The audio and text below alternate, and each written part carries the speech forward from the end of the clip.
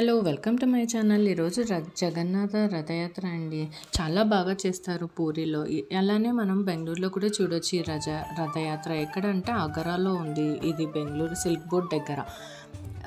Temple గోపురం పైన ఒక చక్రం ఉంటుంది. అది మనం ఏ డైరెక్షన్‌లో చూస్తే అది మన వైపు చూస్తున్నట్లు కనిపిస్తుంది. దానిపైన ఉన్న జెండా ఒక్కరోజు కూడా మార్చకపోతే 18 ఏండ్లు టెంపుల్ మూసివేయాలని నమ్ముతారు. అందుకే ఒక్కరోజు కూడా మిస్ అవ్వకుండా మారుస్తూనే ఉంటారు.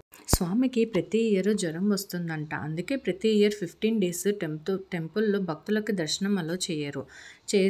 జ్యేష్ఠ పూర్ణిమ తర్వాత జగన్నాథునికి 18 సార్లు స్నానం చేపించి తర్వాత మామిడి పండు రసం ఇస్తారు. ఎక్కువసేపు స్నానం చేసి మామిడి పండు రసం తాగినందుకు స్వామికి ఫీవర్ వచ్చిందని టెంపుల్ వాళ్ళు అలా దర్శనంకి అలో చేయరు. తర్వాత ఆషాఢ శుక్ల ఏకాదశి రోజున మళ్ళీ దర్శనం స్టార్ట్ అవుతుంది. కృష్ణ, బలరామ, సుభద్ర ఈ ముగ్గురితో కలిసి రథయాత్రలో పాల్గొంటారు స్వామి.